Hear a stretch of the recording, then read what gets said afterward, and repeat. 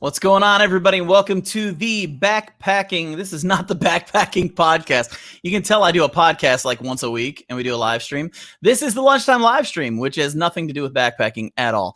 But I'm on here today. This is John Kelly. If you don't know me, I'm the discipleship minister here at Catalyst, and I do whatever Dave doesn't feel like doing. So just glad to be here with you guys today. A few real quick announcements and things up front to talk to you guys about, just things that are going on. We've got a live worship night coming up Tuesday, November 24th at 7 p.m. That is a live worship night, so people are welcome to come. If you're uncomfortable still with being out in public, that's okay. We are going to live stream it. I will tell you, we're still trying to figure out how to do the audio on music, so much grace is needed on that end. The video is going to look fantastic, but we're still figuring out the audio part of it a little bit.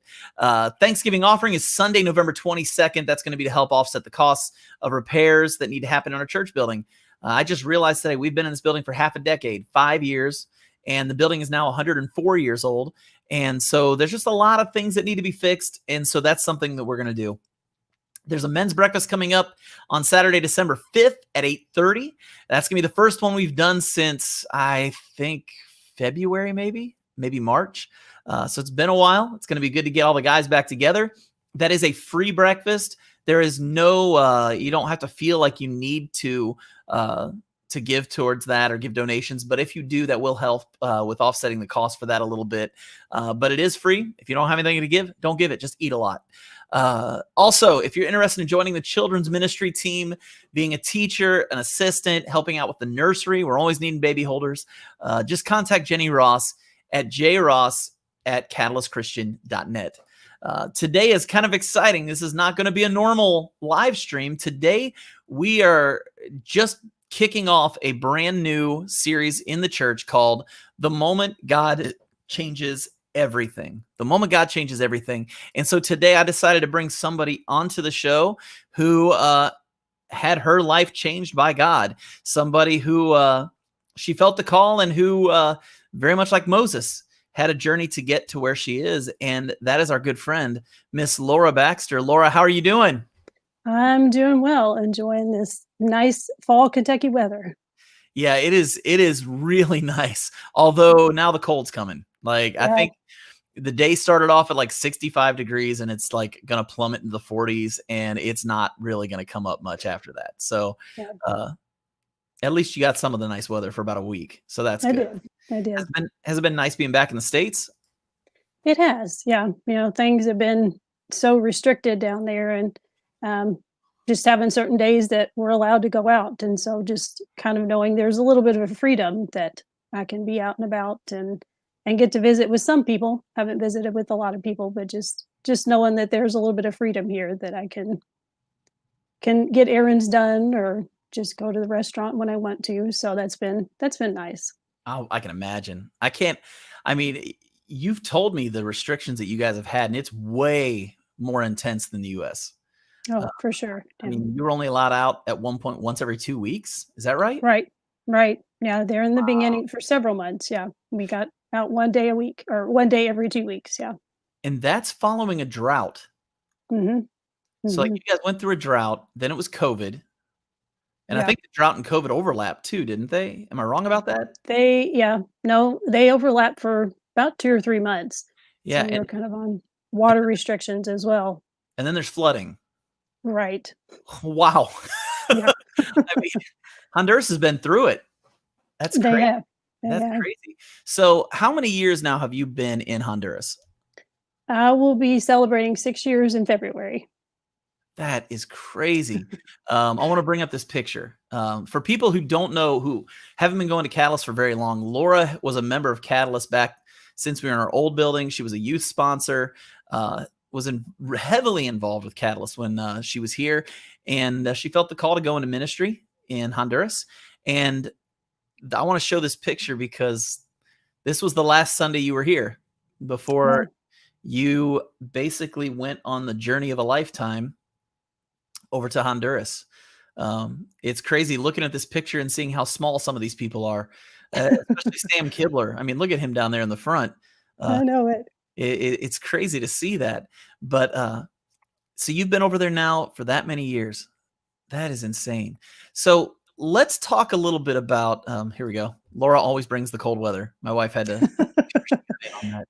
It's true. It's true. It may take a little longer than other times, but yep, it happens. Well, you don't get it down in Honduras much, so this is your opportunity No, to bring it, so you get to have some. It's okay. right, right. So this past week, Rodney Salee preached, and he talked about Moses. And personally, I think that I should say, I think that most missionaries really relate to Moses. I think Oh, they do, because you look at his story, and a lot of missionaries I've talked to, their story seems to mirror a lot of what Moses went through to be called to go and free the people of God from Egypt. So, what we're gonna do, I'm gonna read a verse. I'm gonna talk about something from it. Then I want to talk about how that relates to you. Does that sound good? sounds good. Yep. Fantastic. So the very first verse we're going to go to, Moses has been working the fields. He looks out and he sees this bush on fire. And he's a little freaked out because there's a bush on fire, but it's not burning.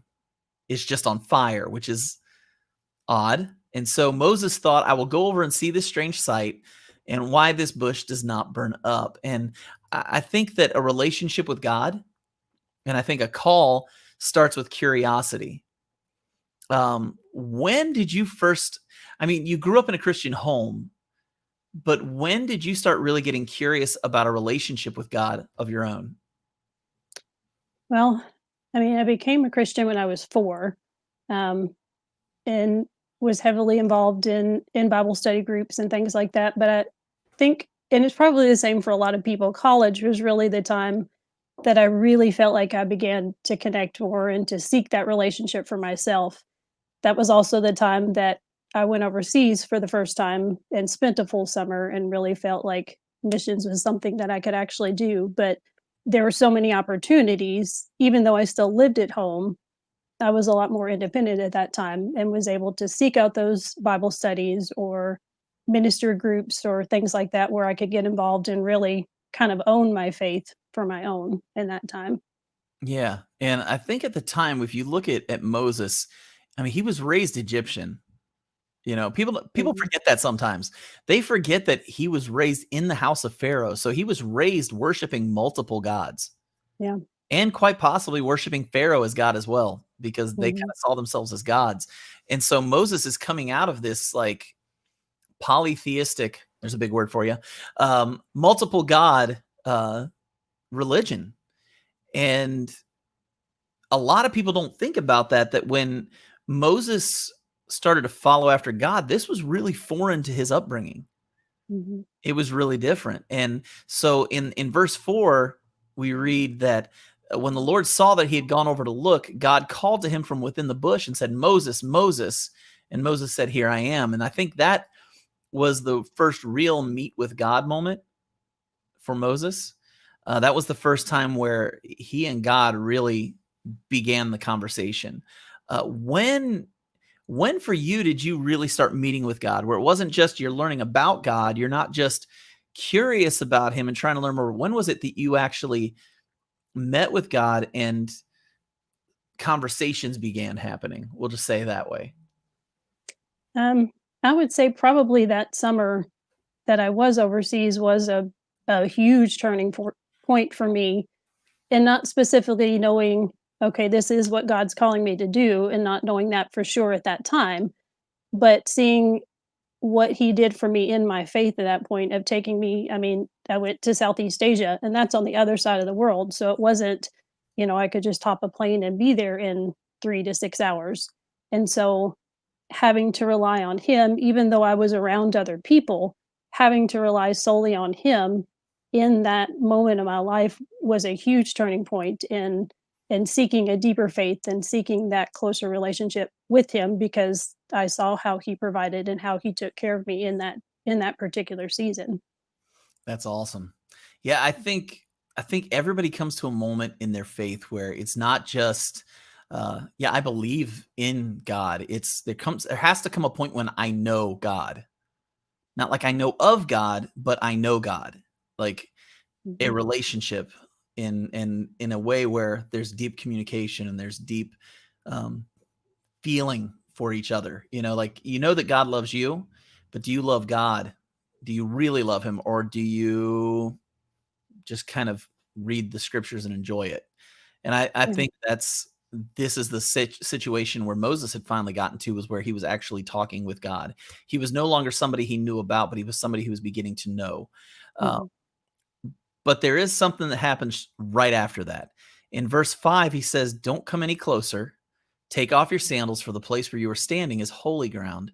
And I think this brings up something that, in my opinion, uh, people miss. Like, American Christianity really struggles with this, and that's reverence for God. I think people really struggle with the idea of reverence. In other words, um, God is God. You know what I mean? Like, I don't think people understand. Like, if I was to walk into a restaurant and LeBron James walked in, like, people would be fawning around him because there'd be so much mhm, reverence for him as this great basketball player. Or, if we want to go even further back for like football fans, like Joe Montana or Brett Favre or some of these big named athletes. If Donald Trump was to walk into Catalyst on a Sunday morning, how would people treat him? Um, I would dare say that those guys might get treated better than God by some people. mhm. And I think it's because we don't understand reverence. For you, reverence, what is reverence to God? What does that mean for you? For me, when I think of reverence, because growing up in church, you hear all of the big church words, and that's kind of one of those big words that you just kind of get used to. But having that respect and that awe for who he is, and for, he created the universe and he created people and things, everything that we have goes back to him. It came from him. And so having that awe of just thinking of, I'm such a small person in this universe, and thinking of just how big he is in regards to just me as one person. That, I think, for me, when I think of reverence, that's what I think of, is just that, wow, this is what you did. And you did it just for me. You did it just for this person. He did it for you. And so to see him in that regard of just how big he is, and Yeah, being, yeah, I, having that respect. I agree with you on that. I think that's one of the reasons I love getting outdoors so much. I mean, I don't know if you heard when I first like the whole thing started. I said, "Welcome to the backpacking." Wait a second, wrong podcast. But the reason I love backpacking, uh, I go out with Josh Mannon a lot, who's a member of our church, and you can ask him. My favorite thing about backpacking is the payoff. And for me, the payoff is when you go on this hard hike, you work yourself to the bone, and then you get to the top of a mountain and you look out and you see the view, Mhm. and or there's like, I know he and I went down to the Smokies and we hiked up this trail, and there really wasn't much of a view. There were a few spots that were kind of cool, but then we got to the top and the campsite was the payoff, because where we were camping was basically an island between three forks of a river. Mm. And I mean, the whole night we got to hear the water rushing. It was all around us. It was absolutely beautiful. And Mm. it's in those moments, when you see the vastness of what God has created and you realize how small you are and how minute you are in the midst of that. And yet, in the midst of all of that minute tininess, God loves me. Mhm. I think of the universe, and God literally could just hold that in the palm of his hand like a marble. And if Yeah. you peel away the layers of that marble and you just keep getting smaller and smaller, you're going to need more than a microscope to see me. And yet, in spite of that, God still loves me. He still loves you. He still loves each of us. And specifically, intentionally, it's not like he just loves us all. Like, you say that with, I'm sure there's groups of people you meet with and you do love all of them, but you don't love all of them very specifically because you can't know all of them very specifically. Right. Yeah. But God can, and that's the crazy power of God. The Mm. ability to get beyond what we can understand and really dig in and show us what love is. Yeah. Um, and I would say reverence is just not something America's good at.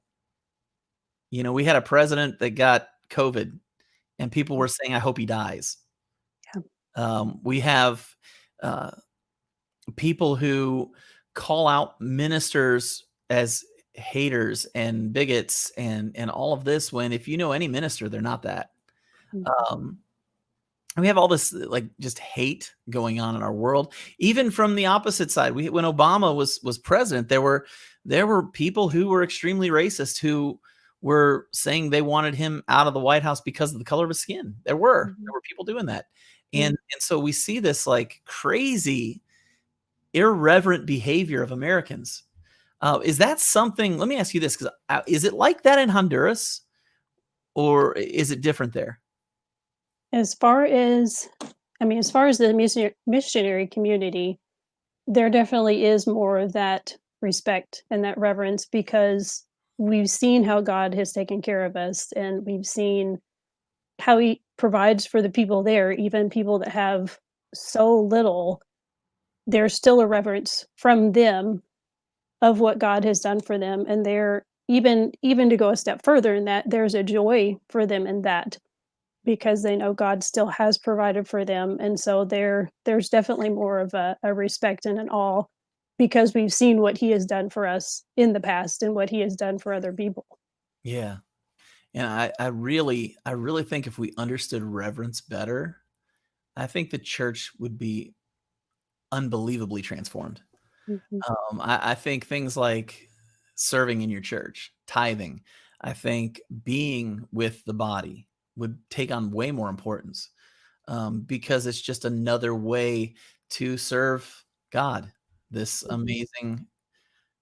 amazing creator who has an imagination that goes far beyond yours and mine, and just Yeah. I think reverence is a big deal. And I think once Moses understood who he was working with, and we're going to get back to what we were talking about before. Once Moses got back to where he could, or got to a place where he could really understand who God was, because right after this verse, God goes on a little bit of a rant about who he is. Mhm. I am this and this and this and this. This is who I am. And then things twist, or not twist, but they turn. They turn. God starts saying, my people are calling out to me from Egypt. They're in slavery. They're in bonds, and they need to be freed. And in verse 10, he looks at Moses and says, so now go, I am sending you to Pharaoh to bring my people, the Israelites, out of Egypt. And this is where the call happens. This is where God says, I want you to do the impossible. I want you to do something that you can't do unless I'm involved in it. And so, Laura, I want to take a few minutes. I want you to talk a little bit about your call to Honduras. We've talked about kind of your faith background a little bit and how you came to know Christ and when you took it seriously. But let's talk about the call to go into full-time mission work in a foreign country that speaks a different language and what that looked like for you to get to that point. And we talk about similarities to Moses. And I often say that God has a sense of humor because I don't particularly like to stand in front of groups of people and talk. But then becoming Especially when you're the only 6 foot tall, pale, redheaded girl in all of Honduras. right, right, yes, yes, I stand out wherever I go. Um, but then God puts me in these positions to share what He has done and to share about ministry and even just leading a youth Bible study and leading a fellowship group on Thursday nights. But for me, I had heard about Honduras just at many different times. Um, my mom's dad took several trips to Honduras. So from the time I was a child, it was always just in the background. Um, just different people would go on a trip and they would just happen to go to Honduras. Um, and so that country just was always in the background for me. After the first trip that I took, even before the plane landed, and I know Rob has said this too, even before the plane landed, I just knew that that's where I was supposed to be. Like, it was just a feeling of this finally feels right. This finally fits. Um, Even having taken Spanish in high school, it had been probably 18 years since I had actually used it. And so just kind of having that again, God, you're going to have to give me an understanding of this language and speak through me. Um, but even throughout that first week of just meeting with the people, they're some of the most loving, giving people I've ever met, much like Catalyst people. But to see how welcoming they were and how understanding they were of somebody who obviously will never blend in with a crowd of people there, and that's okay. Yeah. Um, because then that opens up so many opportunities for me to share because they look at me and they're saying, okay, how in the world could you move here and know that you're not going to blend in that well with the culture? And that opens up so many doors to be able to share because God told me to go and God put that in my heart to go. And so to see how that has, and to give me the words to speak through me, to give me that boldness. And some of the times I'm thinking, we do have those. I mean, we're still human. We're not super people. Um, but we still have those hesitancies sometimes and those fears of, are you sure you want me to go talk to this person? Because I'm not sure I'm going to be able to understand or communicate. But God always comes through. He always Yeah. fills in the conversation and amazing things happen. Yeah, he absolutely does. Well, what I want to do is we'll keep talking, but I'm gonna open it up to questions. If any of you guys have questions for Laura about Honduras, about what she does, go ahead and shoot those out. I mean, it can be questions about anything. It can be questions about food. I don't really care. I mean, just ask whatever you want, and we're gonna put Laura on the hot seat, and she's gonna answer questions. So, but feel free to shoot those out. I'm curious, financially. How were you set up financially before you went to Honduras? So I had a budget of a goal that I wanted to meet financially. Um, but at the time that I went, I didn't have it. I still don't have a sending agency. I'm my own nonprofit.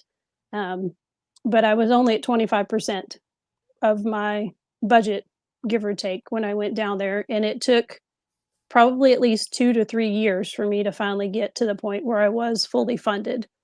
And so So you went down like, and I want to make sure we hit this.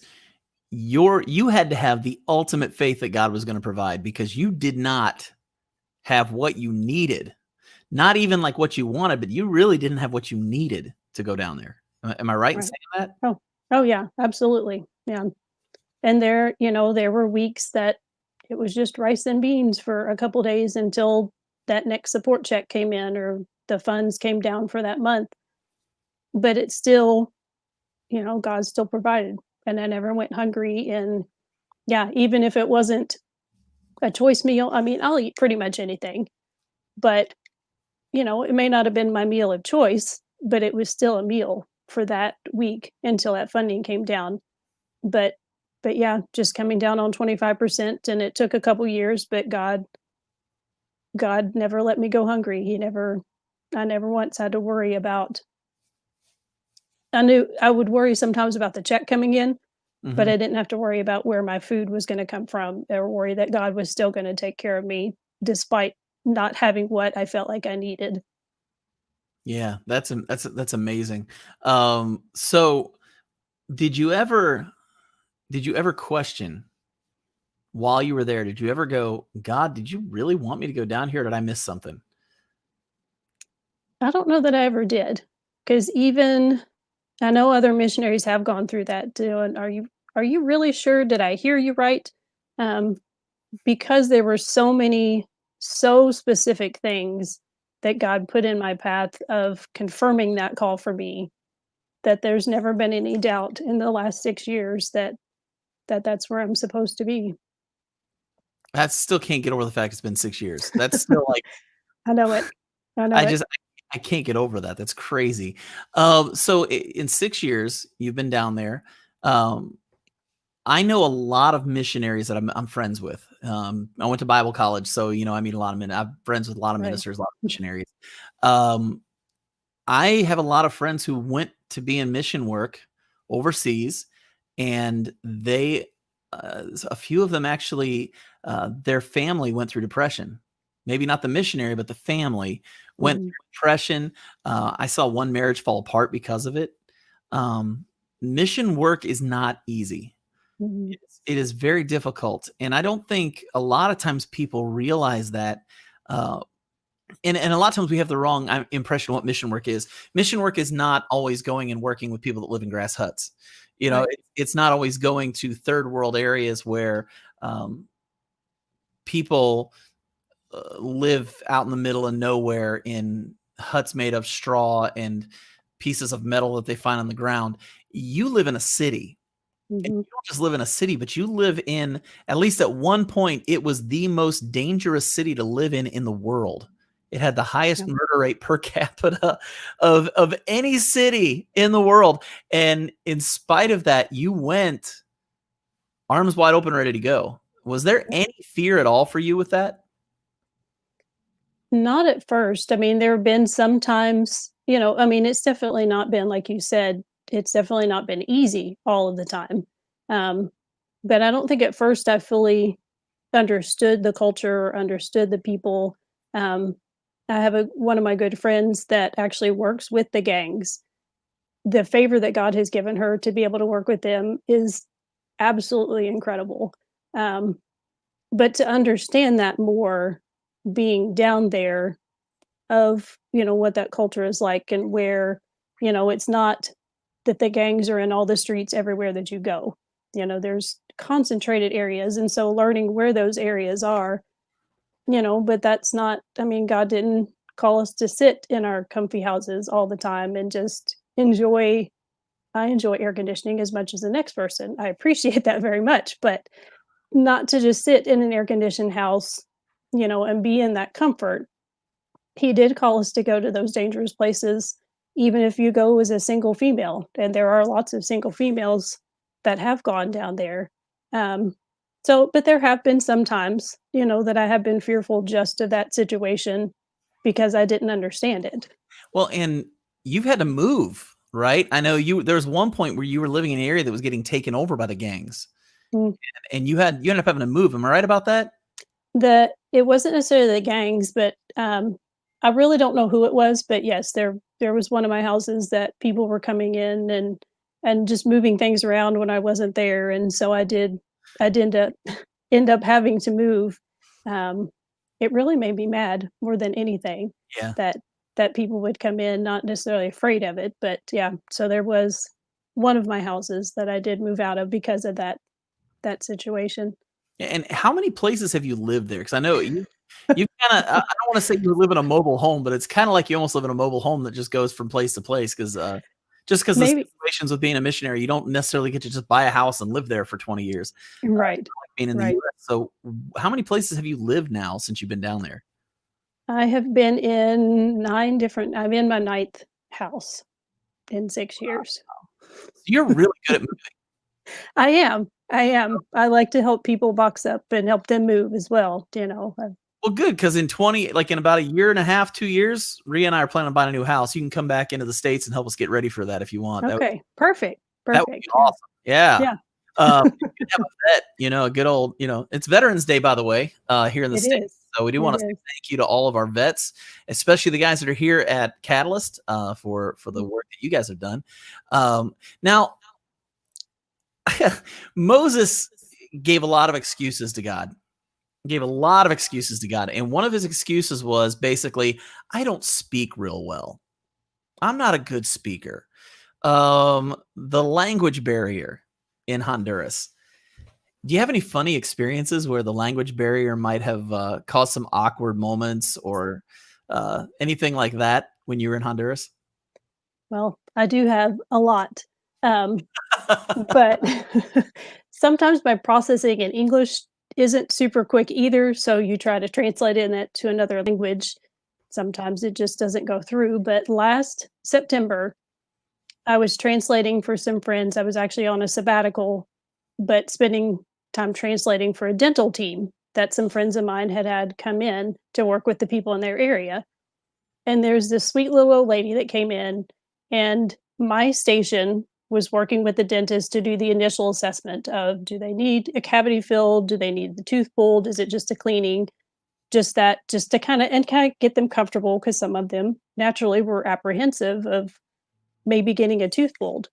Right. And so I felt like I was doing pretty well that day, but this lady, we told her that one of her front teeth needed to be pulled, and so she said, "Okay." And so my understanding was that she was asking me if they were gonna pull that tooth, if they were gonna take it out, and I said, "Yes." And so she said, "Okay," and as she turns to leave, she had a row of partial teeth in the front of her mouth that she just popped those out and then walked over to the station, and the dentist and I just You were kinda telling her looked. she had to pull her own teeth? Well, Is no, no, no, she already had partial teeth, and Oh, so she was okay, asking okay. if she needed to take those out so that they could pull the other tooth. But I didn't fully understand what she was asking, and Okay, so those are just kind of those moments that I'm going, I have no idea what just happened, like, my brain is still great. that's what she was asking, so but, it was just like it was something she does all the time, and she just walked on over and got her tooth taken care of. But so some of those moments are just ones the full understanding isn't there, and I don't always have time to respond necessarily in either language. Right, Um, right. yeah, So, what are some cultural differences that you experienced while you were there? probably the biggest, and I see that right now with the hurricane recovery, but they just materialistically, they don't have a lot, but whatever they have, you come in and they may just have a tiny small plate of something, they'll give you the whole plate because Oh, wow. they are so grateful. And one of the things that they say when you ask them how they're doing, and it's just countrywide, they'll say, "I am well, thankful, glory be to God." And so they're just so proud of what they have, and by North American standards, it's a little shack with garbage bags for the outside walls and a tin roof, but Mm, they're just happy to share their space with you. They're just, like I said before, just being so giving of whatever it is that they have. Um, Last summer, maybe 2 summers ago, I went with a friend who did a walking fundraiser for the ministry, and so we stayed at different places. And one of the towns, we didn't know anybody in the town. We told them what we were doing. They didn't know us, but as we go to their house, there are 3 families kind of living in this little court kind of, and they're scrambling to get mattresses for us. They slept on concrete floor so that we could sleep on mattresses, and wow. they probably gave us their whole week's worth of food just for the supper.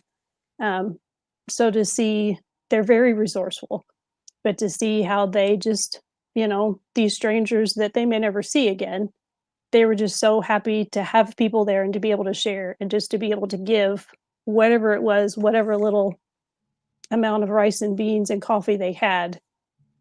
Just so excited, what else can we do for you? How can we pray for you? And how can we take care of you? In just those few hours that we were there, they didn't know who we were. We didn't know who they were. And those are those stories I don't share with my parents until after they've happened, that we just we just stayed with some random family. But even, so that's probably the biggest thing that I see, that they're just so generous, such generous people. Yeah, I was gonna say I've been out of Jamaica multiple times with Herco Mission, and there's a lady down there. What is her name? Beverly. Her name is Beverly, and she's been there every year since I started going to Jamaica. And I remember, I can't remember if it was the first time or second time I went down there. We were going through a walk through the neighborhood, and Beverly was our guide, and she stops in the middle of the road, and she grabs my arm, and she goes, "John." And she points up to this cinder block building that's smaller than most people's sheds. And she says, "That's my house." And she goes, "The church built that for me." And she had the biggest grin on her face. And she Mhm. was beaming over this. Literally, like, if someone lived in a house like that down here, we would be trying to figure out how to raise funds for them. I mean, seriously, Yeah. that's Yeah. the kind of thing. And yet she was so proud Mhm. house. And she said, if I had more time, we could all go up there and have dinner. It was just like, Mhm. there were 12 of us. I'm going, 12 people aren't fitting in that house, but she would have tried. Yeah. And I've seen what you're talking about. And Mhm. it just seems like people that have less, they're not so nonchalant about what they have. Mhm. In America, I mean, I look at my kids and family, how when you have kids, your family buys your kids 8 bazillion toys they don't need. I don't think we Yeah. bought them like 1 or 2 toys for Christmas last year because we knew grandparents and aunts and uncles were gonna buy toys like crazy. And Mhm. we I think we took a garbage bag full of toys to Goodwill just a few weeks ago because they just have too much. And what happens is they'll play with something for 12 seconds, leave it on the floor, and go grab another one. Mhm. Nothing really means anything because they have so much. Yeah. And I think it really says something about people in general that sometimes we get caught up with wanting so much stuff that we don't really respect what we have all that much. Mhm. Let me ask you another question about Honduras. What's the food like? Because here's the thing, I love Latin food. Mhm. I love Cuban food. I love Brazilian food. I love Mexican food, Spanish food. What is the food like in Honduras? It's good. Um, I hope so. Actually, there's a place in Frankfurt that is owned by Hondurans that has legitimate, authentic Honduran food. But So when are we um, going whenever you all want to go, I will be now? more than happy to take people. That's gotta happen. um, yep, yep, Everybody who's watching, we're gonna all hold this. yes. Everybody who's watching, if you wanna go, we're going to eat some Honduran food in Frankfurt. There So you go. just a heads up on that.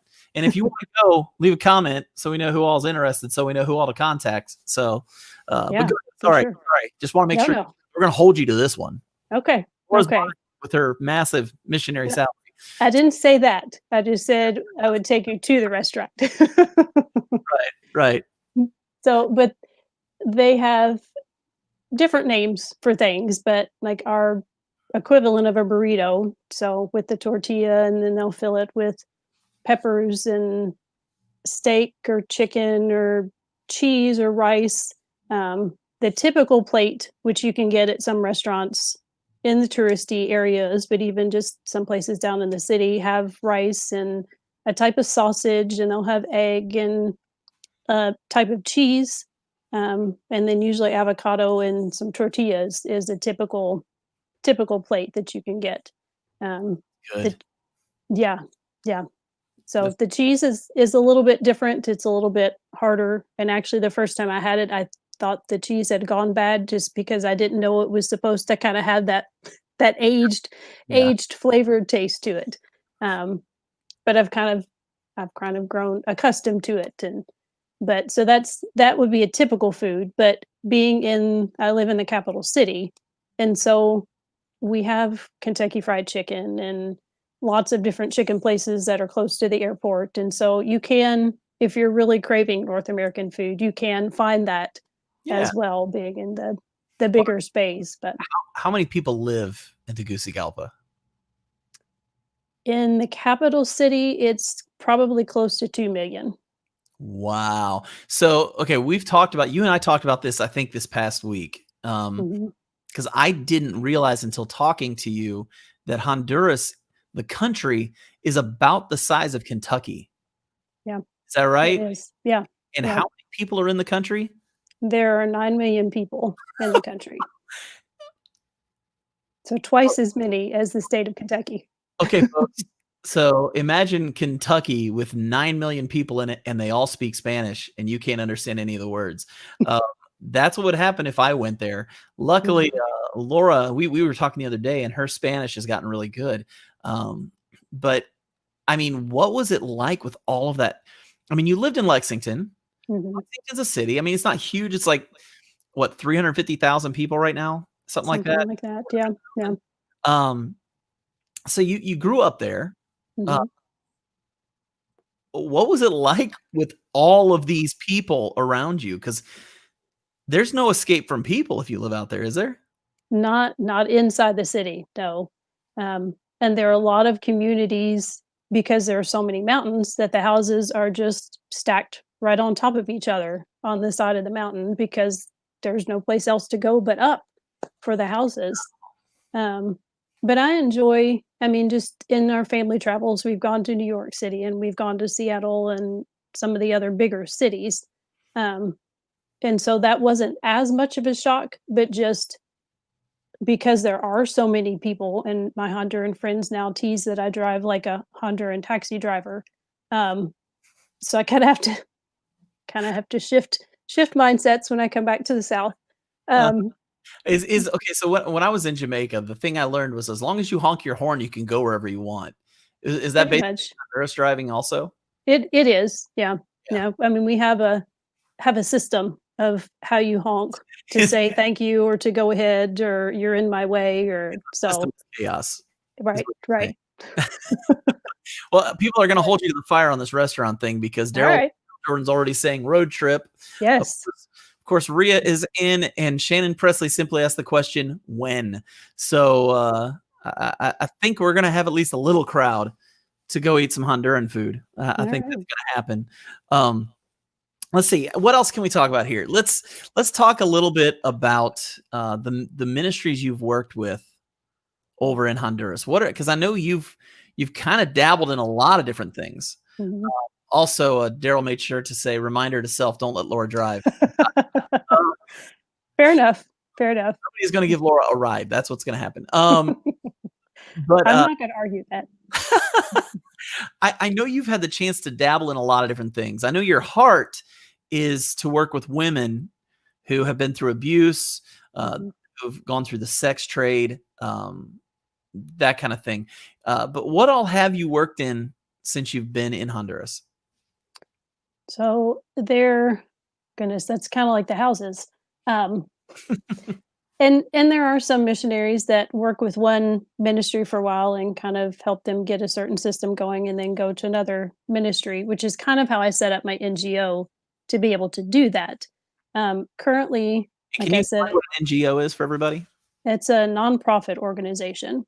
Okay. So if people send me checks, then they can get that tax credit for that if they want to. Um, We will be giving everybody the opportunity to do that here in a little bit. We're gonna talk about it, so. that was not a planned plug, by the way. That just naturally how the conversation Uh-huh. Apparently, you goes. still drive like you're in Honduras. I Just did. throwing I that out did. there. So, We already had that conversation. okay, Um, back to the important stuff. Sorry, go ahead. right, right. No, no, it's good. Um, I currently teach, like I said, a Bible study for teenagers on Sunday nights whose parents are missionaries. And so providing them that safe space to be able to study the word more.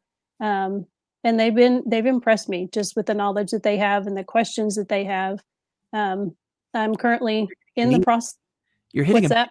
you're hitting a big need with that too. Yeah. Because Oh I yeah. don't think people realize, like, when a family goes into the mission field, the kids seem to struggle the most Mhm. because Yeah. they don't get the opportunities that every other kid that they grew up with has. They don't get the opportunity to play in the same sports, go to the same Mhm. kinds of schools.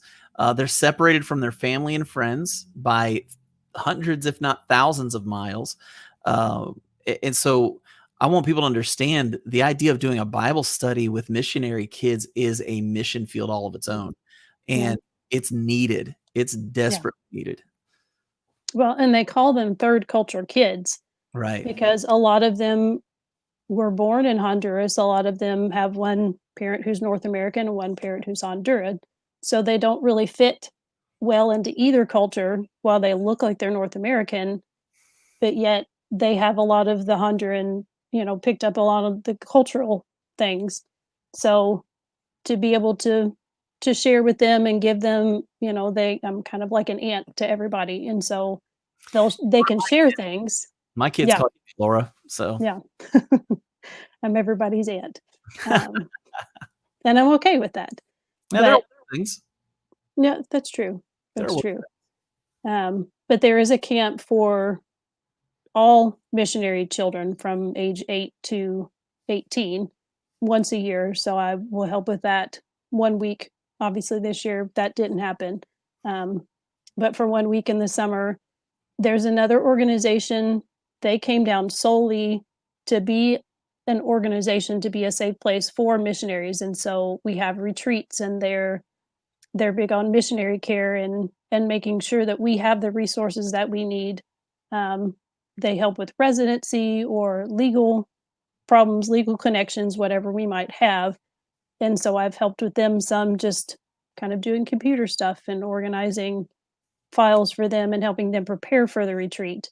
Um, and even just through them, that's how I connected with the first ministry that was working with children who had been abused and would go into the schools and teach children what is appropriate and what isn't appropriate and what they need to know if they have been abused, who they can talk to, and that it is okay that they do need to share that. And so that the umbrella organization is the one that connected me to them because they knew this is something that was on my heart. We have this organization over here that's doing the same thing. Maybe you work together, maybe you don't, but to at least be that resource for each other. So yeah, Would you say that missionaries in Honduras work well together? I feel like for the most part they do. Yeah. And I definitely feel like it's a unique opportunity that we have with that organization because I know a lot of the missionaries, even friends from college who have moved to other countries, they don't really have a lot of connection to other missionaries. And so that's been a huge blessing, but there are some that maybe have their little squabbles or have disagreements on things, but I Because they're mean, we're human. involved. Yeah. Anytime Right. human beings involved, there's always that little bit of room for drama. Right. That happens. Right. So, yeah, Yeah. that's pretty typical. Um, Mhm. and I was asking about that because I do know some missionaries that felt like they were on an island, and it sounds like you're not. Like, you No, actually have a really good support group around you, which is nice. Uh, absolutely.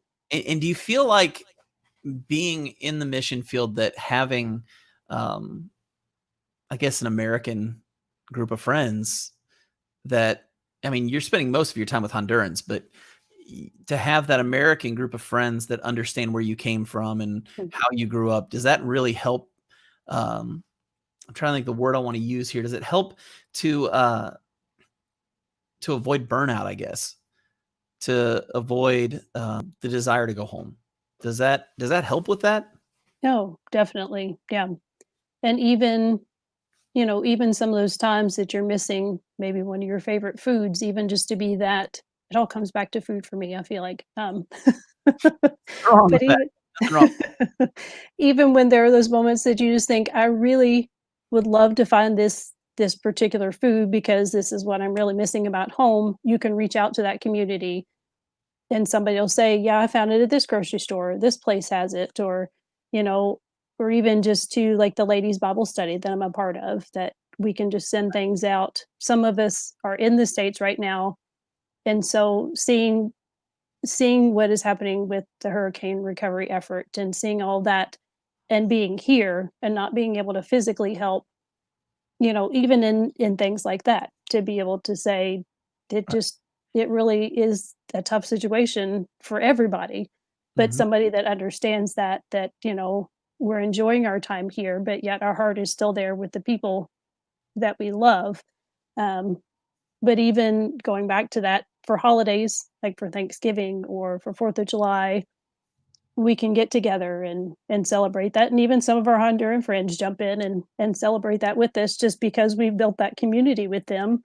Well, They love want to they have love to celebrate. really good food and hang out and celebrate. I mean, Yeah, some people are just looking for an excuse to do that regardless. So I can right. imagine in Honduras that you'd have no problem finding people saying, "Oh, Thanksgiving, you mean you're going to eat a lot of really good food?" Yeah, Yeah. count me in.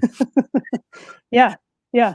So, we've talked before, and just holidays since you were talking about it.